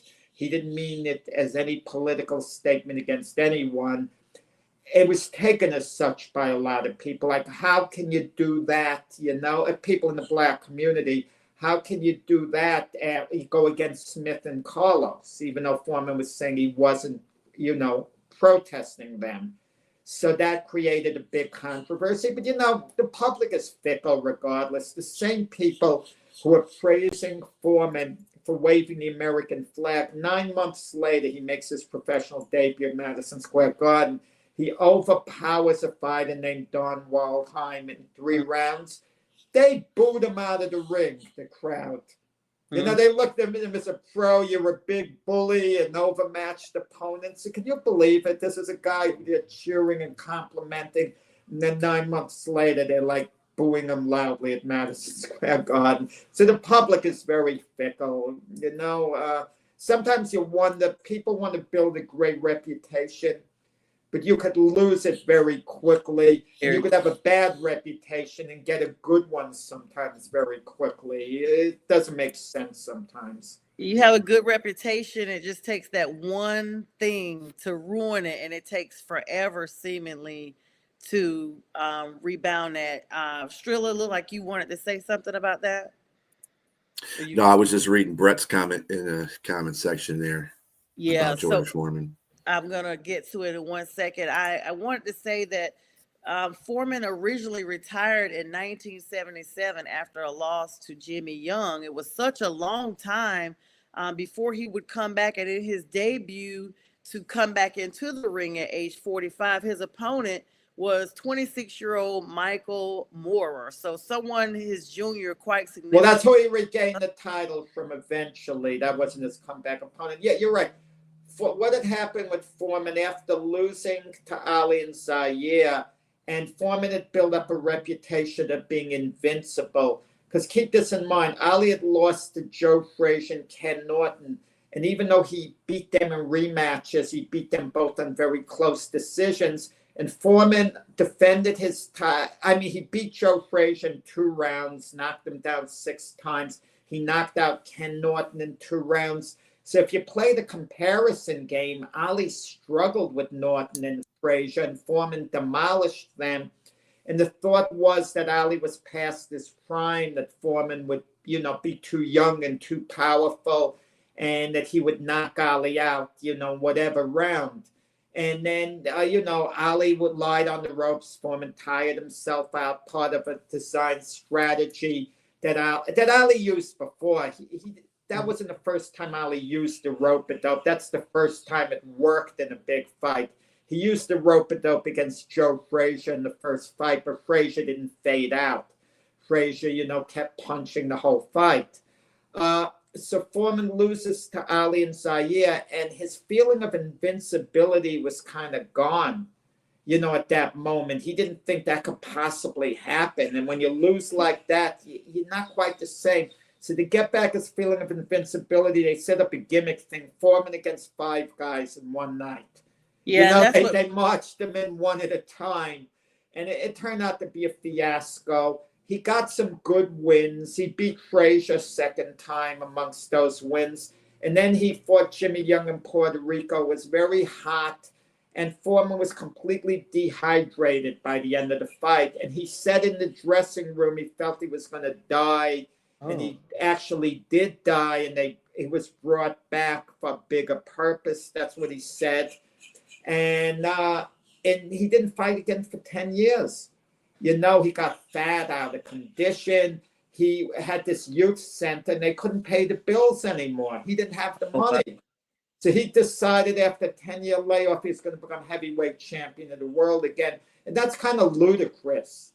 An athlete out 10 years. But in boxing, you could do something you can't do in any other sports. You could take certain shortcuts. For example, you could be losing all fight, and it just takes one punch to undo everything, And his comeback, was semi-successful, that he beat guys originally. He fought Evander Holyfield, tried to regain the heavyweight title from Holyfield. Foreman fought a good fight, a competitive fight, but lost a clear decision. And by the time he fought Michael Moorer in 1995, he was long in the tooth, and Moorer was winning every second of that fight, putting a beating on Foreman. And then in the 10th round, Moorer's chin, which was never the best, let him down. Foreman connected a couple of shots. Moorer's knocked out. And it was, a storybook finish. Yeah, and Brent is saying, never forget that ridiculous fight between Foreman and Frazier's kid. George asking the ref, do you want me to keep hitting him? You brought that up, Jack. No, wait. With Foreman and Frazier's kid? Yeah. I didn't bring that up. What are you talking about? No, when you were talking about him fighting Frazier earlier, and you was talking about some phrase he said in there. I don't know. I kind of got a little lost at some point. Yeah. No, I mean, listen. But it was one of the legendary fights. The one fight that people debate about that never took place, and I don't know whether you guys have an opinion, Tyson against Foreman. People keep talking what would have happened. They were actually talking when it was the second coming of George Foreman, Tyson was around. Mm-hmm. And the fight never quite got made. But that would have kind of been intriguing because a lot of people felt that Tyson's style was made to order for Foreman, because Foreman would come up with these big uppercuts, and he was big and strong, and it was so hard to hurt George Foreman. Yeah. So, Yeah, a lot more people than not feel had the two of them met at their respective primes, Tyson and Foreman, that Foreman would have won. Yeah, Foreman was the oldest to ever win the World Heavyweight Boxing Championship of major honors and the second oldest in any weight class behind Bernard Hopkins at the light heavyweight. And he retired in 97 at the age of 48. So he only fought 3 years after he came back the second time with a final record of 76 wins, 68 knockouts, and 5 losses. One of the famous losses coming at the hands of Muhammad Ali, which we spoke about, who hit him with a lightning fast 1-2 combination, which was the fastest punch, quote, Foreman had ever seen. He was, of course, inducted, no joke here, into the International Boxing Hall of Fame, as he rightfully deserved. And in 2002, he was named one of the 25 greatest fighters of the past 80 years by The Ring. And he has a lot of other accolades that followed him. Brent saying Tyson versus Foreman would have been an interesting fight for sure. And that's where we will definitely leave that. And he will definitely be missed by so very many. And of course, we wish nothing but the best for his family. Yes. He had a great sense of humor. He'd be on a talk show. I forgot, was it Johnny Carson or Jay Leno or whatever? And Foreman had a fight coming up, and he was asked when he was on his comeback, the second coming, well, so-and-so, do you think they're taking you too lightly? And he'd say, I hope so. You know, and he'd always joke about the cheeseburgers and the this and the that. And he was a personality, a big personality. And like I said, he had so many legacies. You know, he was the type of athlete you could just picture. Take an NFL team. They're in the locker room and someone walks into the locker room and all the players are going to line up and want to meet him. Foreman was that type of big personality. If he walked into the Detroit Lions locker room, all the players would get up and get online. They'd want to get their picture taken with them. And how many athletes do you have that are bigger than life like that? He was one of them. Definitely. Yes, Strilla, you were saying something?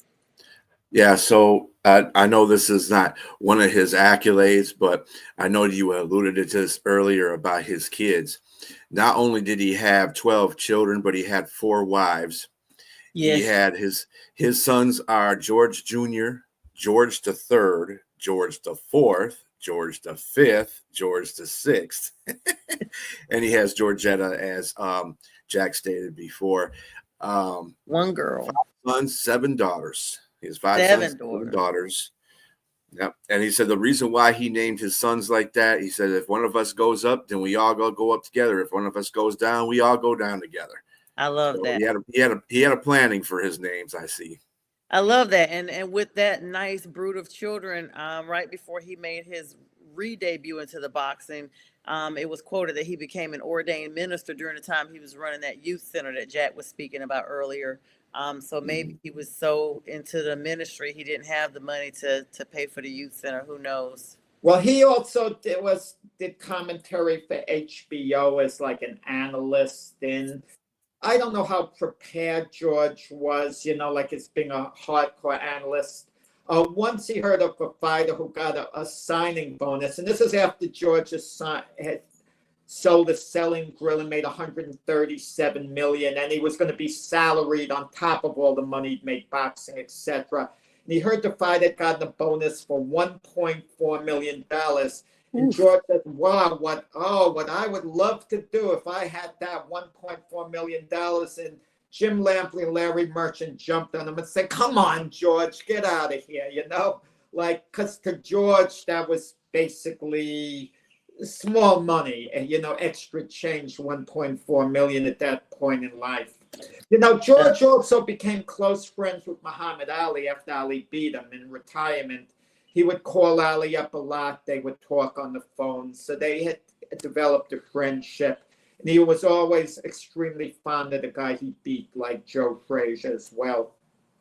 Yeah, so that definitely is a tell-all, that it's just within the ring, a battle, and then outside friendship. Like I said, definitely a great person from all accounts. Maybe not as much with all 4 wives, but, he clearly loved women. So, we just we wish. I learned something new. Did he have 4 wives? I remember he married young.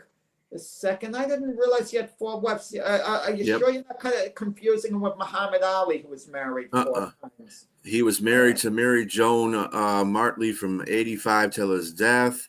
He was married to Adrienne Calhoun from 71 to 74, Cynthia Lewis from 77 to 79, and Sharon actually it's 5. Sharon Goodson from 81 to 82, and Andrea Skeet from 82 to 85. So he had 5 wives actually. Oh. And out of his 12 children, he adopted 2 recently actually. Isabella Brandy Leisha in 2009 and Courtney Isaac in 2012. Oh, wow. Okay, well, definitely. You love children too, obviously. Yes, definitely. So very, very good for him and for everything he's shared and the legacy he's left for everyone. And we just, wish peace upon that family. All right, guys, we're going to switch gears to some NBA news here as we kick off our last segment of the show. I'm BSTRILLA, Jack Hirsch, and I'm Sonja, and we've been sitting in. This is the Sunday morning sports show.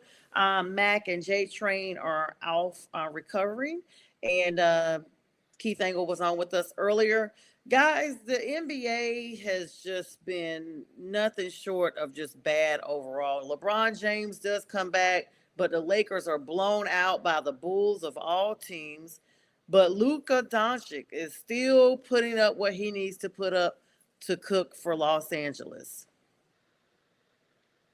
Yeah, Luka played well for a couple of games with LeBron out, and the Lakers played well, a couple of games there. So I think it comes down to chemistry at the end with him and LeBron. And, Lakers an intriguing team, what they're going to do. But the West is really tough. The West is really, really tough.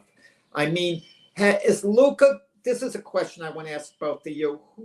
Who's going to make a bigger difference come playoff time amongst these 2 acquisitions this year? Luka to the Lakers and Jimmy Butler to Golden State. Who is going to make which team better this season we're talking about? Obviously, Luka would be the answer long term, but for this particular season.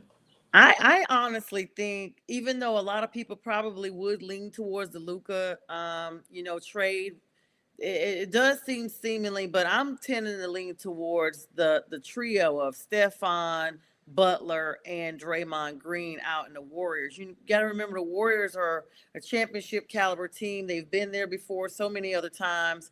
The Lakers are as well. However, as of late, is what I'm speaking of. I think that Butler is that missing piece, since they got rid of Jordan Poole, and we've seen, the split up of and Klay Thompson. We haven't seen the Warriors look as formidable as they had been in the past, but we're adding Jimmy Butler. He kind of is a blend of both of those 2 gentlemen I just mentioned, who were prior members of the Warriors team, that could possibly fill in on both sides, offensive and defensive, for that team. What do you think, Strilla?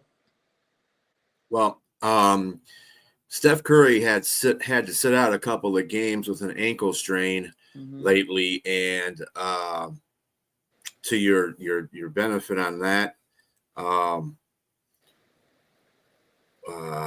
Butler did step up in those games. Actually, he had the high scoring in both the games that they won, and they played pretty well without Steph Curry, which is amazing in itself, but whatever.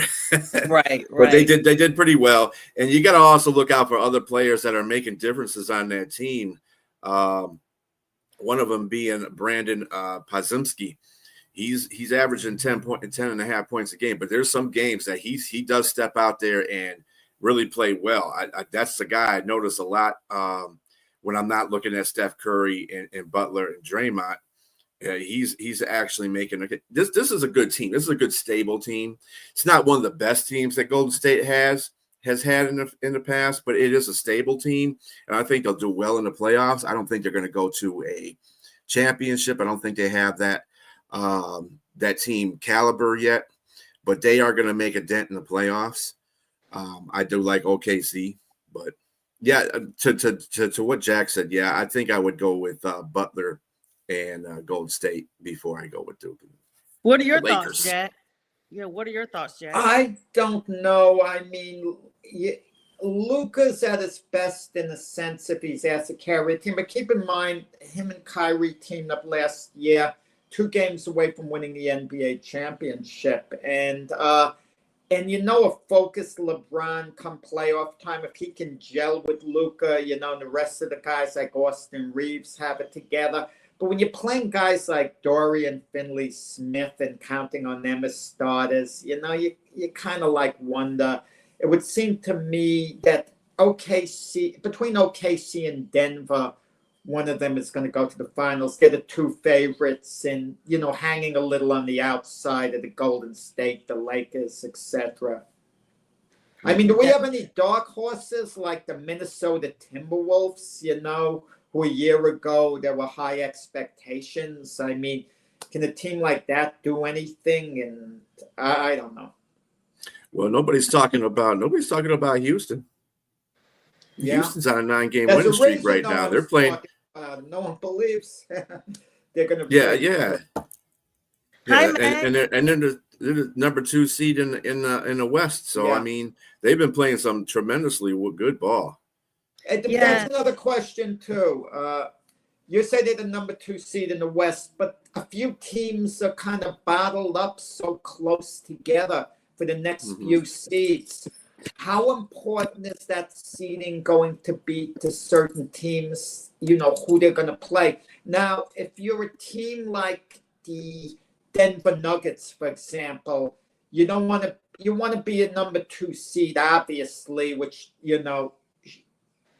because you don't want to play OKC until the finals or something, or that type of scenario. I mean, how many teams are going to try to be avoiding certain other teams? In this day and age of the NBA, I don't think anybody's going to try to avoid anybody, to tell you the truth.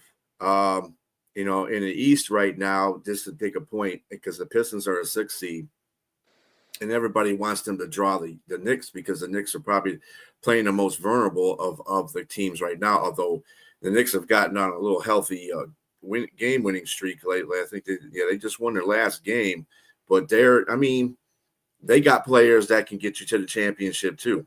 I don't think there's really any. I just don't think in the NBA, this NBA now, you have that factor going into the playoffs. I think everybody will be happy playing on anybody. I just don't see that being a factor. But don't we have to wait for the play-in tournament to be done before we know the seeding? That's the whole thing. Yeah. You're looking and sometimes you get a dangerous team in the play-in format. With all of Dallas's injuries, they've now fallen basically into a tie with Phoenix. And Dallas isn't going to present a danger to anyone, not with Kyrie Irving out for the season. Even if Anthony Davis comes back, they're not going to be that dangerous, I don't think, without Kyrie. But the Phoenix Suns, you never know come playoff time if they put it together. And let me just interject here. Mac chimed in. He says, "Good morning, great show." He chimed in about 3 best minutes to ago. Mac. Definitely best to him. Mac, You save me a text message to Mac later, Mac. I'm sending my best now. Okay. Absolutely. Now, you guys and Mac, thank you so much for joining us here today. We hope we see you real soon. Wishing you all the best. Y'all, the Thunder is what's making the loudest noise, though, as that sneaky team. They made it official on Thursday night that they have clinched the West #1 seed and home court advantage throughout at least the first 3 rounds of the playoffs. The Cavaliers, despite their worst skid of the season, maintain a lead over the #2 Celtics, which is another shocker. And they're holding steady with 5 games as of today. So it's still a lot of ball to play. Cleveland is on a downcast right now. They've lost the last 4 games, and the Celtics have won the last 4 games. So this is going to come down to the end of the season. I can see this already. How many games they are right now? I think it was 6 the last time I saw. 5, 6. You know, the Celtics are coasting. If they do play the Cavs in the Eastern Finals, all it means is the Cavs have one extra home game. And I don't think the Celtics are sweating that. They're that concerned. You know, they'd rather rest and focus, you know, on the playoffs and be geared towards that. They're 5 games behind Cleveland, it is, so no need to try to chase them. You know, they don't have enough time. But not that it would matter. I think everyone basically expects the Celtics to come out of the East. I think that's a strong consensus. I think in the West we'll have so many varying opinions of who could be in the finals. Yeah, I mean, let's not forget the play-in teams either. I mean, Sonja's Atlanta Hawks, man, they're playing terrific too. I think they've won the last 5 out of 6 games. The Chicago Bulls, who beat those Lakers, they're playing well too. It's just it's whoever comes into the tournament at the same time, basically. Go ahead, Jack. You're muted. Ask you this: if the season ended now, you mentioned the Atlanta Hawks. In the play-in tournament, I believe they'd be playing the Miami Heat as of now. In the Heat, they've been dreadful, losing game after game after game. So that would be nearly like a gimme for the Hawks, the way things are right now. And then there are number teams that are beatable there. I mean, decent teams, but beatable, like the Pacers, even the Bucks, you know, a beatable team. I mean, 40-30 so far. I mean, few people expect the Bucks, you know, to come out of the East. And I'll tell you, the big surprise has been the Detroit with JB Bickerstaff there. I mean, they've been the biggest surprise in the NBA when you consider how bad they've been the last couple of years. To see what they're doing this year, becoming a playoff team. I mean, it's wow. It's hard to believe the coaching hasn't played a major role in that. I don't want to hear, well, the young players like Kate Cunningham are finally putting it all together. I think it has to be a lot more than that. I know they made certain veteran moves like Malik Beasley, etc. But they've been the big surprise to me, the Detroit Pistons. I mean, how unfortunate. Go ahead, Tony. No, I was going to ping pong onto a different team, but go ahead and talk about the Pistons, and then I'm going to plug in somebody else that could have been. We just talked about the Pistons, Sonja. I mean, I just want him to you know, the coach went off on the officials a few days ago about all the technical fouls called on them. And then there was the big question. You have to have a pedigree in the league. If you're a veteran team with established players, or officials going to call all those technicals, because it's a young team that doesn't have these high-impact names. Do the officials have a lot less patience to hear about it? But, you know, Bickerstaff really went off at the press conference. I want to talk about a team that could have been way further down the road than what we anticipated. And can you guys hear me? Sorry. Yes, ma'am. Okay. I want to talk about a team that could have been further down the road than what we anticipated. And that would be, okay, you guys. All right, there you are. I don't know. I'm having technical difficulties. Can you guys hear me now? Can you see me? Yes, ma'am. Okay. For some reason, my screen just moved. All right. I guess I wasn't supposed to talk about this team. But anyway, just like these issues I keep having, this team I'm about to bring up next is one of those teams that has had their own share of issues, and it's actually heartbreaking.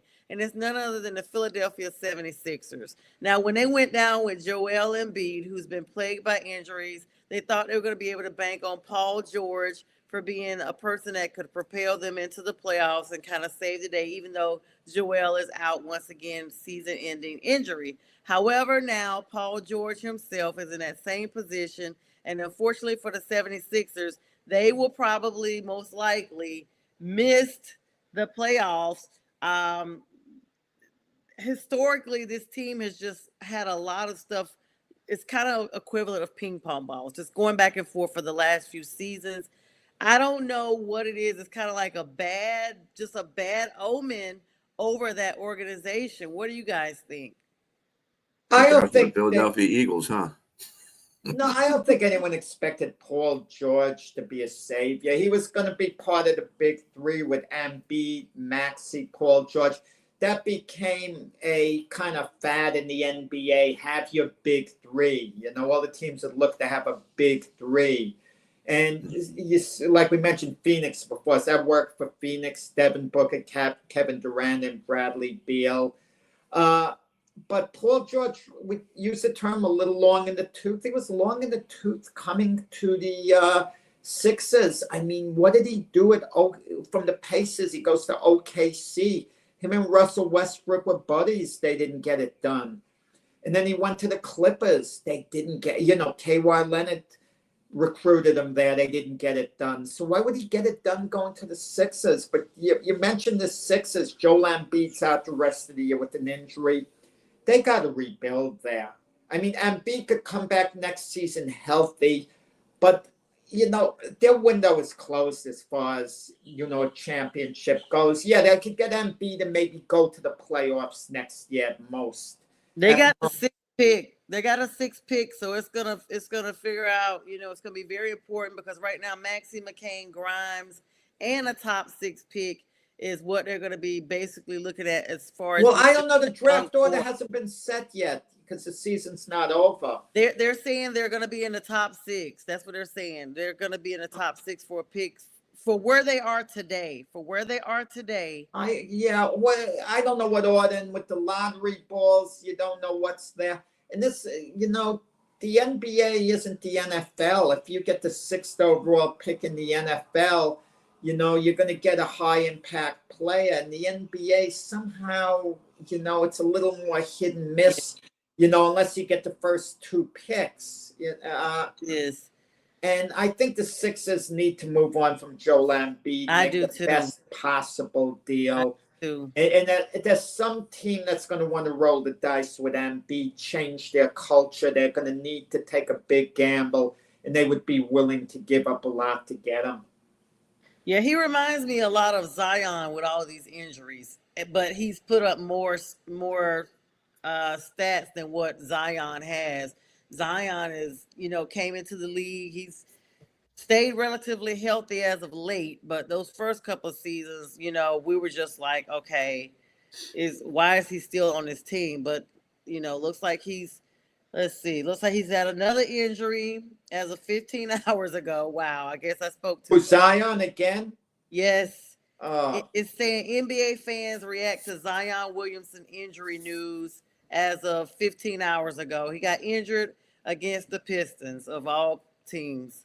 So getting injured because it's one of those things, okay, but if his conditioning isn't what it should be, I mean, you got to move on from him. That means he's beyond hope at this point. He put up 30 points, though. He put up 30 He's a great player, and I was going to And they lost by 40. Yep, they lost. So, yeah, he needed 10 more points, 30 more points.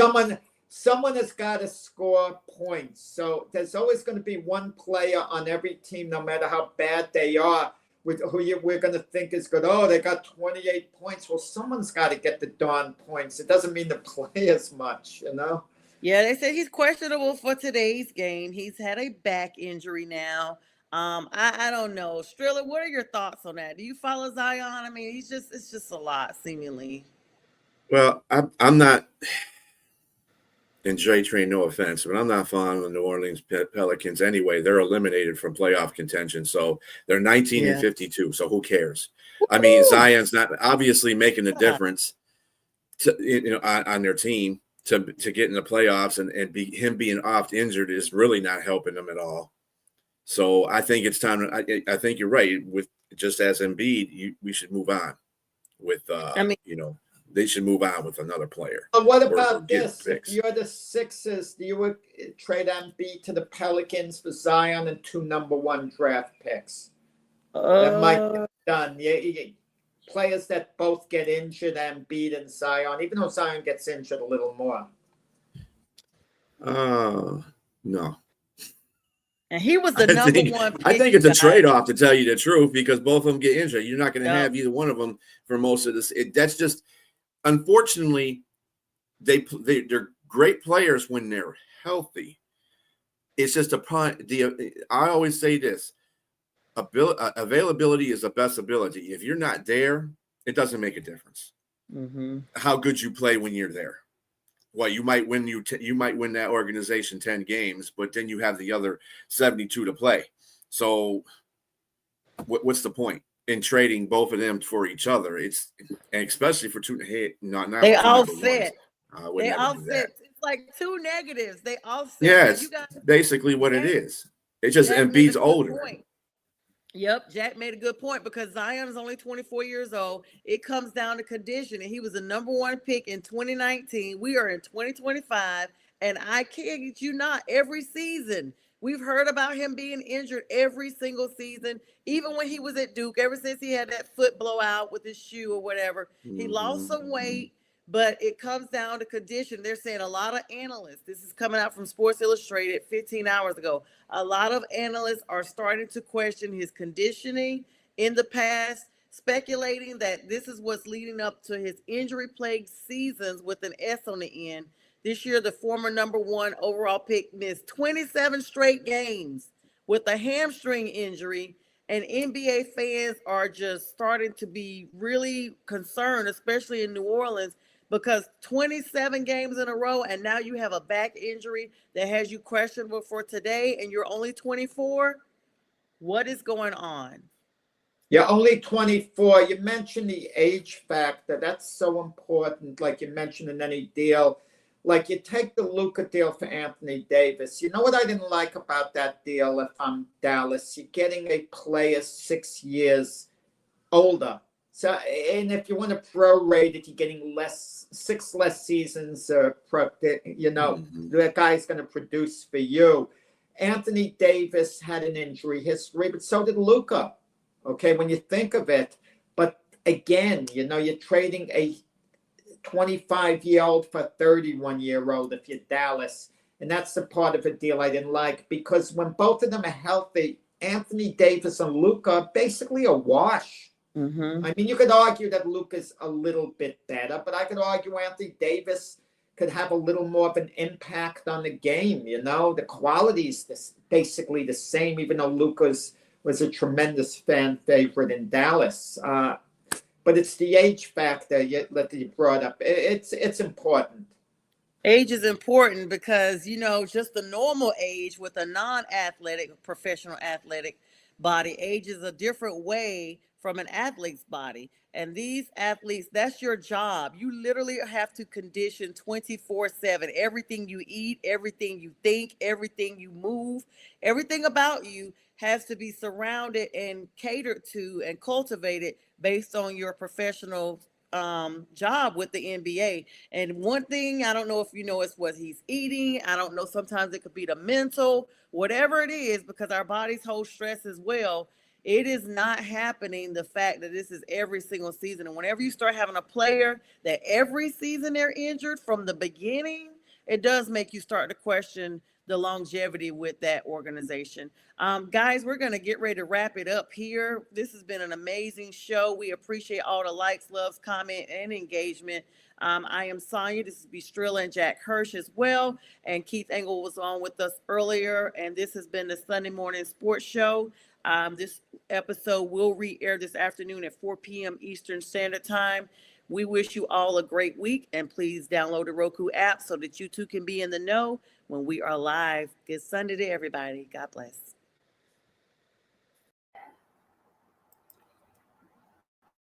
You're watching National Streaming Sports. Over 20 podcasts, 70 shows, and a 3.5-star rating on Roku TV.